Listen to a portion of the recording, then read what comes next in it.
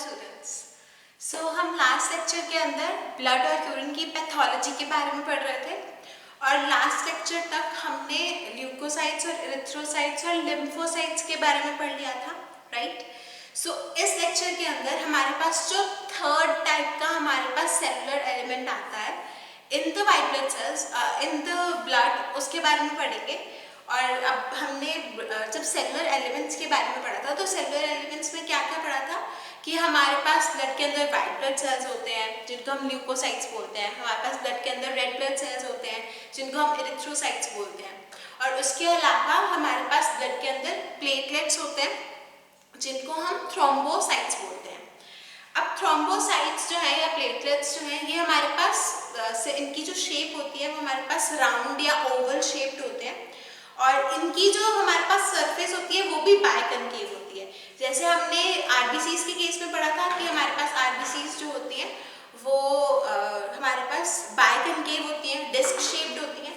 बिल्कुल वैसे ही हमारे पास जो हमारी प्लेटलेट्स हैं वो हमारे पास राउंड शेप्ड और राउंड या ओवल या राउंड होती हैं और बाइकनकेव शेप के अंदर होती हैं। और उसके अलावा अब हमारे पास जो प्लेटलेट्स हैं, प्लेटलेट्स का जो साइज है वो हमारे पास आरबीसीज से भी स्मॉल होता है। हमने पढ़ा था कि आरबीसीज जो है उसका साइज स्मॉल होता है, 7.6 माइक्रोन्स के हमारे पास डायमीटर होता है, और उसका भी अगर 1/4 साइज कर देंगे तो हमारे पास प्लेटलेट्स का साइज आ जाएगा। और प्लेटलेट्स का जो हमारे पास डायमीटर होता है, प्लेटलेट्स का diameter is about 2 to 4 microns. अब जो प्लेटलेट्स होते हैं इनके अंदर न्यूक्लियस नहीं होता, लेकिन हमारे पास प्लेटलेट्स होते हैं, इनकी जो साइटोप्लाज्म होती है इसके अंदर डिस्टिंक्ट ग्रैन्यूल्स प्रेजेंट होते हैं। अब जो प्लेटलेट्स होते हैं ये हमारे पास प्लेटलेट्स भी हमारे पास बोन मैरो के अंदर सिंथेसाइज किए जाते हैं। जो मेगा कैरियोट सेल्स हैं हमारे पास बोन मैरो के अंदर, वो हमारे पास प्लेटलेट्स की सिंथेसिस करने में हेल्प करते हैं। और प्लेटलेट्स का जो एवरेज लाइफ स्पैन होता है वो हमारे पास 5 to 10 डेज तक का होता है। और हमारे पास जो प्लेटलेट्स की डिस्ट्रक्शन है या फिर मेटाबॉलिज्म है वो हमारे पास स्प्लीन के अंदर हो जाती है। नॉर्मली प्लेटलेट्स का नंबर हमारे पास 2 से 5 लाख तक होता है पर क्यूबिक मिलीमीटर क्यूब। हमारे पास पर मिलीमीटर क्यूब हमारे पास 2 से 5 लाख, अगर 1 मिलीमीटर क्यूब हम ब्लड लेंगे तो हम उसके अंदर 2 से 5 लाख हमारे पास प्लेटलेट्स होंगे। अब प्लेटलेट्स का आता है कि हमारे पास फंक्शन क्या होता है। प्लेटलेट्स के अंदर हमारे पास थ्रोम्बोप्लास्टिन होता है। थ्रोम्बोप्लास्टिन जो प्लेटलेट से लिबरेट होता है वो हमारे पास क्लॉटिंग के लिए एसेंशियल होता है।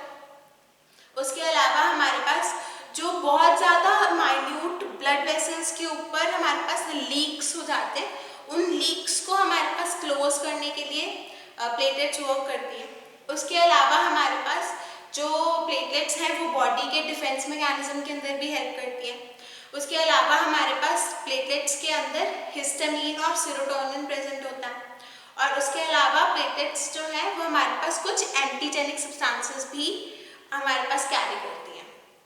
अब हमारे पास ये तो था normal pathology physiology of platelets कि प्लेटलेट्स हमारे पास बाइकनकेव होते हैं, राउंड होते हैं, ओवल होते हैं, इनका हमारे पास क्या क्या फंक्शन होता है।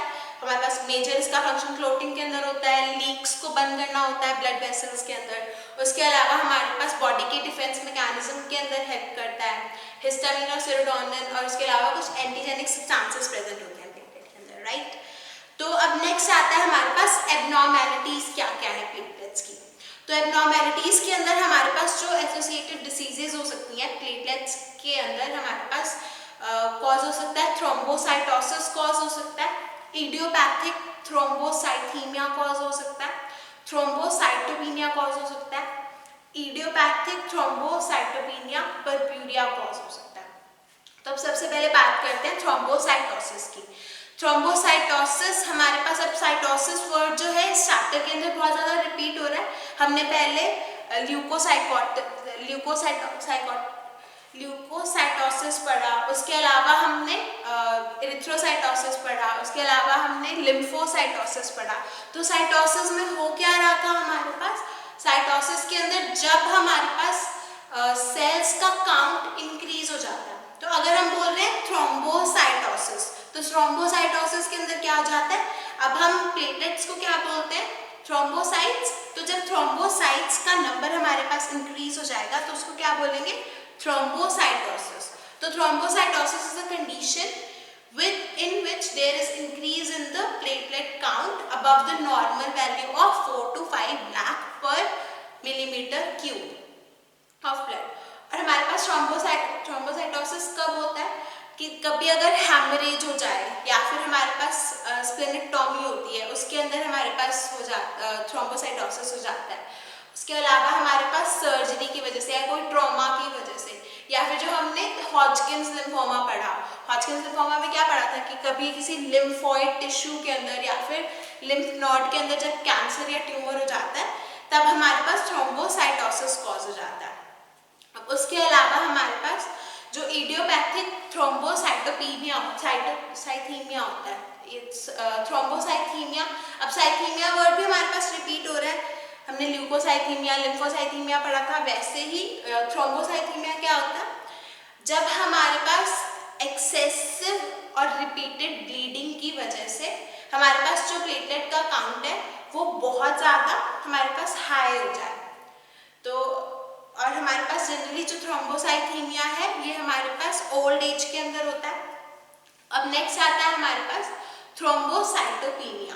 थ्रोम्बोसाइटोपीनिया के अंदर क्या हो जाता है, जब हमारे पास प्लेटलेट के काउंट के अंदर रिडक्शन हो जाता है और हमारे पास जो प्लेटलेट का काउंट है वो 1.5 लाख से भी नीचे पहुंच जाता है, तब हमारे पास जो कंडीशन कॉज हो जाती है दैट इज थ्रोम्बोसाइटोपीनिया।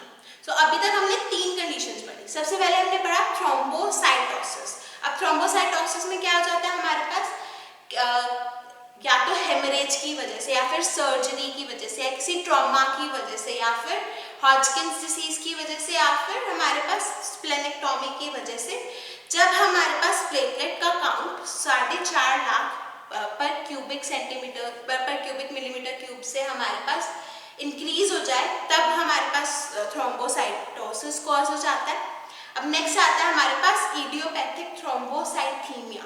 अब इडियोपैथिक थ्रोम्बोसाइथीमिया क्या होता है हमारे पास, जब ब्लीडिंग की एक्सेसिव और रिपीटेड ब्लीडिंग की वजह से म्यूकस मेम्ब्रेन से हमारे पास जो प्लेटलेट काउंट है वो एक्सट्रीमली हाई हो जाए तब हमारे पास इडियोपैथिक थ्रोम्बोसाइथीमिया कॉज हो जाता है।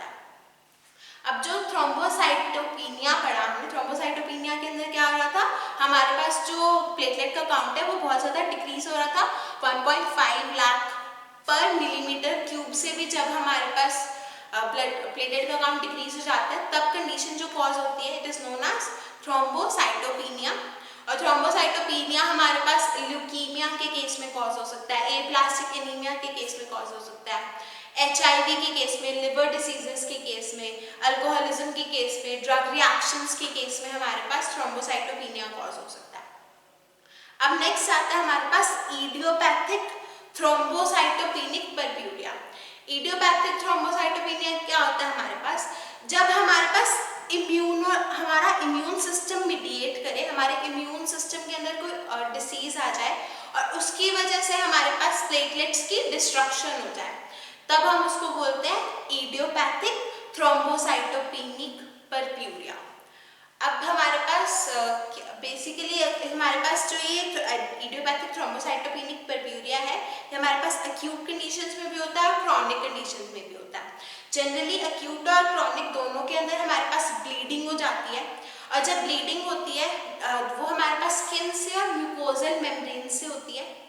उसके अलावा हमारे पास ब्लीडिंग की वजह से बहुत ज़्यादा लेजन्स प्रोड्यूस हो जाते हैं और ये जो लेजन्स प्रोड्यूस होते हैं ये हमारे पास जब फ्रेश होते हैं तब रेडिश कलर के होते हैं और उसके बाद में हमारे पास ब्लड एब्जॉर्ब करने की वजह से उनका कलर जो है लेजन्स का वो चेंज हो जाता है। So this was all about platelets. Platelets के अंदर हमने ये पढ़ा कि प्लेटलेट्स होते क्या है, उनका फंक्शन क्या होता है। उसके बाद हमने पढ़ा कि हमने 4 डिसीजेस पढ़ी। 2 डिसीजेस के अंदर हमारे पास थ्रोम्बोसाइटोसिस और इडियोपैथिक थ्रोम्बोसाइटोपेनिया के अंदर हमारे पास प्लेटलेट का लेवल इंक्रीज हो रहा था। थ्रोम्बोसाइटोपेनिया और इडियोपैथिक थ्रोम्बोसाइटोपेनिक परफ्यूरिया के अंदर हमारे पास जो लेवल है प्लेटलेट्स का वो डिक्रीज हो रहा था। अब नेक्स्ट आता है हमारे पास एबनॉर्मल कॉन्स्टिट्यूएंट्स ऑफ यूरिन। हमारे पास अब पैथोलॉजी ऑफ ब्लड यहाँ पे फिनिश होती है। ब्लड के बाद हमारे पास नेक्स्ट यूरिन आता है।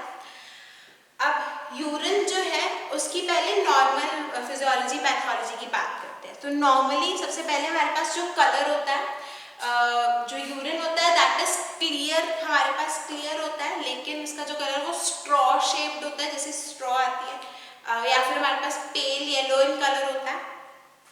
और हमारे पास अगर बहुत ज़्यादा वाटर कंज्यूम कर रहा है कोई पर्सन, तो हमारे पास जो यूरिन का कलर होगा वो बहुत ज़्यादा लाइट होगा। और हमारे पास कोई पेशेंट को फीवर है या फिर बहुत ज़्यादा स्वेट करता है पेशेंट, तो हमारे पास उसके केस में जो यूरिन का कलर है वो डार्कर हो जाएगा।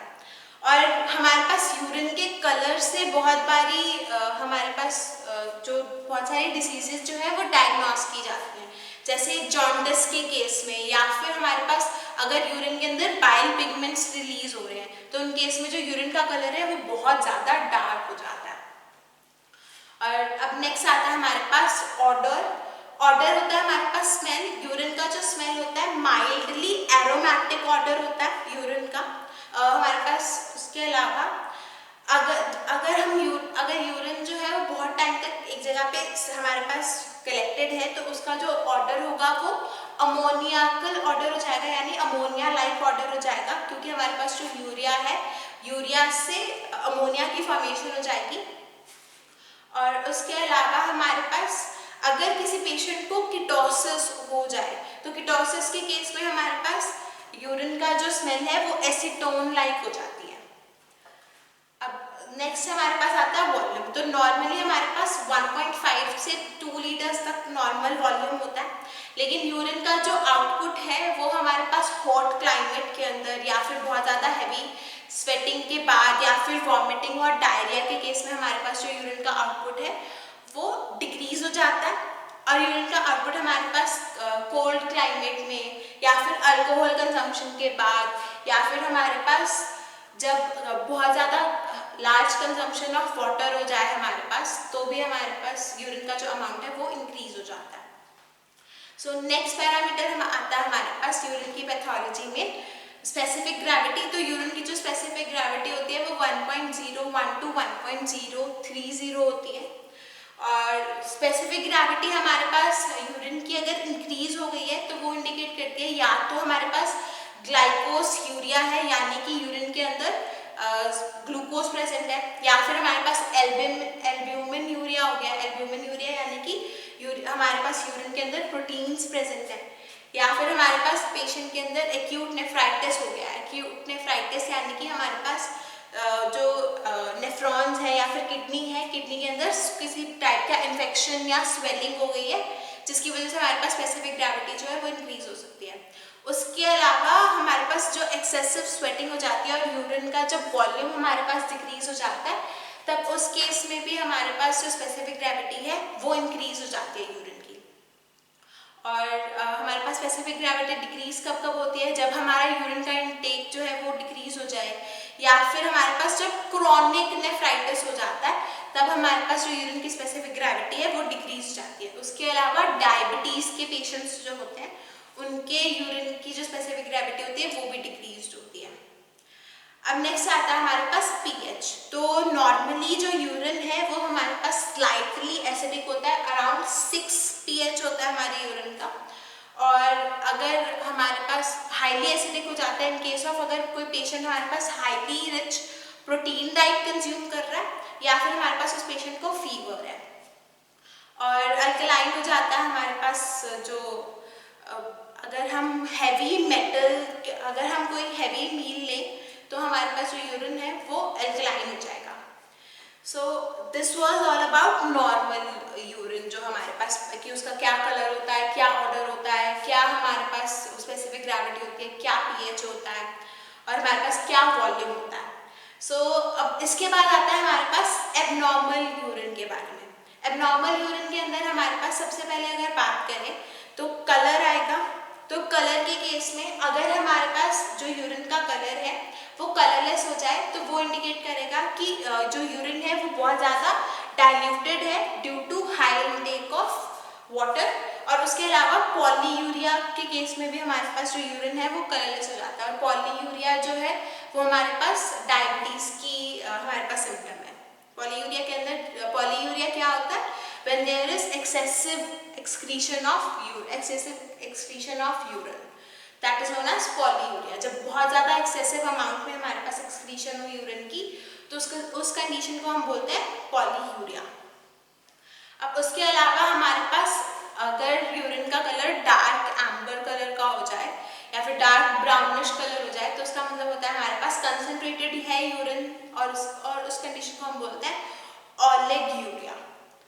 अब उसके अलावा हमारे पास यूरिन जो है वो येलो कलर का अगर येलो कलर का यूरिन है तो हमारे पास वो इंडिकेट करेगा कि यूरिन के अंदर बाइल पिगमेंट्स प्रेजेंट है, जो कि जॉन्डिस इंडिकेट करता है। और इसके अलावा हमारे पास अगर कोई पेशेंट विटामिन बी कॉम्प्लेक्स जो होता है उसकी एक्सेसिव इनटेक हमारे पास इंक्रीज कर दे, तो भी हमारे पास जो यूरिन का कलर है वो येलो हो जाता है। उसके अलावा हमारे पास अगर यूरिन का कलर ऑरेंज रेड हो जाए, तो ऑरेंज रेड हमारे पास जनरली एक ड्रग आती है हमारे पास रिफैम्पिसिन जो है वो हमारे पास ट्यूबरकुलोसिस के ट्रीटमेंट के अंदर यूज होती है। तो जो टीबी के ट्रीटमेंट के अंदर फर्स्ट लाइन ड्रग्स में हमारे पास रिफैम्पिसिन ड्रग आती है, तो उसके यूज से हमारे पास कभी कभी जो यूरिन का कलर है that turns to orange red in colour. अब उसके अलावा हमारे पास अगर रेड टू रेडिश ब्राउन हो जाए यूरिन का कलर, तो मोस्ट प्रोबेबली हमारे पास ब्लड के अंदर यूरिन के अंदर ब्लड प्रेजेंट है या हीमोग्लोबिन प्रेजेंट है। अगर यूरिन की अपीयरेंस जो है वो मिल्की हो जाए नेचर में, तो वो इंडिकेट करता है कि यूरिन के अंदर फैट की प्रेजेंस है। अगर हमारा यूरिन जो है वो क्लाउडी हो जाए या टर्बिडिटी आ जाए, तो दैट इंडिकेट्स कि यूरिन के अंदर पस सेल्स प्रेजेंट है। और अगर यूरिन जो है वो कुछ टाइम कलेक्ट होने के बाद हमारे पास ब्लैक कलर का हो जाए, तो दैट इंडिकेट्स कि हमारे पास यूरिन के अंदर होमोजेनेटिक एसिड प्रेजेंट है, और उस कंडीशन को हम बोलते हैं अल्कैप्टोनूरिया। नेक्स्ट आता है हमारे पास वॉल्यूम के अंदर अब नॉर्मली क्या क्या चेंजेस आते हैं। तो वॉल्यूम के अंदर हमारे पास अगर यूरिन का जो आउटपुट है वो 2 लीटर्स पर डे से हमारे पास इंक्रीज हो जाए, तो उसको कहते हैं हम पॉलीयूरिया। और उसका हमारे पास या तो उसके 2 रीजंस हो सकते हैं, या तो हमारे पास जो फ्लूइड का इंटेक है पेशेंट का वो बहुत ज़्यादा एक्सेसिव है, या फिर हमारे पास उस पेशेंट को डायबिटीज इंसिपिडस है। अगर यूरिन का जो आउटपुट है वो हमारे पास 300 टू 500 ml पर डे चला जाए, यानी कि इसको हम बोलते हैं ओलिगोयूरिया। और ओलिगोयूरिया होता है हमारे पास when there is very less amount of urine is secreted. Okay, so अब हमारे पास जनरली जो ओलिगोयूरिया है, ओलिगोयूरिया हमारे पास कॉज होता है जब यूरिन का जब अगर हमारे पास एक्सेसिव फ्लूइड लॉस हो जाए किसी रीजन की वजह से, और उसके अलावा हमारे पास जैसे वॉमिटिंग या डायरिया की वजह से हमारे पास एक्सेसिव फ्लूइड लॉस हो जाए, तो हमारे पास यूरिन का आउटपुट डिक्रीज हो जाता है। अगर कोई पेशेंट हमारे पास एक्सेसिवली स्वेट कर रहा है, तो हमारे पास यूरिन का आउटपुट डिक्रीज हो जाता है। उसके अलावा रीनल फेलियर के अंदर किडनी अगर फेल हो जाए, या फिर हमारे पास बर्न्स हो जाए पेशेंट को, तो भी हमारे पास यूरिन का आउटपुट जो है वो डिक्रीज हो जाता है। सो नेक्स्ट आता है हमारे पास अगर यूरिन का आउटपुट हमारे पास 30 टू 50 ml पर डे रह जाए, यानी कि सिर्फ 30 से 50 ml पर डे चला जाए, तो उस पेशेंट को जनरली एन्यूरिया हो जाता है। और एन्यूरिया होता है हमारे पास एन्यूरिया तब होता है जब एंड स्टेज का रीनल फेलियर हो जाए, यानी कि किडनी फेल हो जाए, और किडनी की जो फेलियर है वो भी हमारे पास बिल्कुल एंड स्टेज में पहुंची हो, तो हमारे पास एन्यूरिया हो जाता है। और एन्यूरिया को हम what is anuria? Anuria is the absence of urine, यानी या फिर जब negligible amount of urine produce होता है, तो उस कंडीशन को हम बोलते हैं एन्यूरिया। अब नेक्स्ट आता है हमारे पास ऑर्डर। अब ऑर्डर अगर हमारे पास जो एसीटोन लाइक अगर ऑर्डर आए यूरिन में से, तो एसीटोन लाइक ऑर्डर जो है वो इंडिकेट करता है कि जो डायबिटीज है पेशेंट की वो अनकंट्रोल्ड है। और उसके अलावा क्रॉनिक स्टार्वेशन जो लोग करते हैं उनका यूरिन का जो स्मेल है वो भी एसीटोन लाइक हो जाता है। अब उसके अलावा अगर हमारे पास यूरिन का जो स्मेल है या ऑर्डर है वो बर्न्ड शुगर की तरह हो जाए या फिर मेपल सिरप की तरह हो जाए, तो वो इंडिकेट करता है कि पेशेंट को मेपल सिरप यूरिन डिसीज हो गया। नेक्स्ट है हमारे पास अगर माउजी ऑर्डर हो जाए, तो वो इंडिकेट करता है कि फिनाइलकीटोन यूरिया हो गया पेशेंट को। नेक्स्ट आता है हमारे पास स्पेसिफिक ग्रेविटी। अब स्पेसिफिक ग्रेविटी जो है अगर हमारे पास डिक्रीज हो जाए स्पेसिफिक ग्रेविटी, तो जनरली हमारे पास डायबिटीज़ के अंदर डिक्रीज जाती है स्पेसिफिक ग्रेविटी, और एक्यूट रीनल फेलियर की वजह से हमारे पास स्पेसिफिक ग्रेविटी डिक्रीज हो जाती है। और स्पेसिफिक ग्रेविटी हमारे पास इंक्रीज हो सकती है अगर एक्सेसिव फ्लूइड लॉस हो जाए वॉमिटिंग के अंदर, या फिर डायबिटीज़ के अंदर भी हमारे पास स्पेसिफिक ग्रेविटी इंक्रीज जाती है। और उसके अलावा डायरिया की वजह से भी हमारे पास स्पेसिफिक ग्रेविटी जो है वो हमारे पास डिक्रीज हो जाती है। और अब नेक्स्ट आता है हमारे पास पीएच। एसिडिक यूरिन जो है वो हमारे पास इंडिकेट करेगा कि मेटाबॉलिक एसिडोसिस या फिर हमारे पास रीनल ट्यूबुलर एसिडोसिस कॉज हो गया बॉडी के अंदर। और अल्कलाइन यूरिन जो है वो हमारे पास इंडिकेट करता है कि मेटाबॉलिक एल्कलोसिस हो गया या फिर अल्कली थेरेपी। बेसिकली हमारे पास जो यूरिन का पीएच है दैट चेंजेस अपॉन द हमारे पास की ब्लड के अंदर कॉन्स्टिट्यूएंट्स क्या क्या है, और या फिर हमारे पास ड्रग्स कौन सी दी गई हैं। अगर ब्लड हमारा एसिडिक है तो हमारे पास जो यूरिन की फॉर्मेशन होगी वो भी एसिडिक होगी, या फिर अगर हमारे पास कोई ऐसी ड्रग है जो कि यूरिन को हमारे पास एसिडिक बना सकती है तो उस केस में भी हमारे पास क्या हो जाता है, जो यूरिन है वो एसिडिक हो जाता है। और उसके अलावा अगर हमारे पास बेसिक ड्रग्स हैं तो हमारे यूरिन को बेसिक कर देंगे नेचर में। सो अब इसके बाद नेक्स्ट आता है हमारे पास कॉन्स्टिट्यूएंट्स ऑफ यूरिन। और कॉन्स्टिट्यूएंट्स ऑफ यूरिन के अंदर हमारे पास नॉर्मल कॉन्स्टिट्यूएंट्स के बारे में भी पढ़ेंगे और एबनॉर्मल कॉन्स्टिट्यूएंट्स के भी बारे में भी पढ़ेंगे। सो अब नॉर्मल और एबनॉर्मल जो कॉन्स्टिट्यूएंट्स ऑफ यूरिन आते हैं इनके अंदर हमारे पास डिफरेंट टेस्ट भी हैं कि हम कैसे असेस करते हैं कि हमारे पास नॉर्मल और एबनॉर्मल कॉन्स्टिट्यूएंट्स प्रेजेंट हैं, और इन कॉन्स्टिट्यूएंट्स के बारे में हम नेक्स्ट सेक्शन के अंदर पढ़ेंगे। Thank you.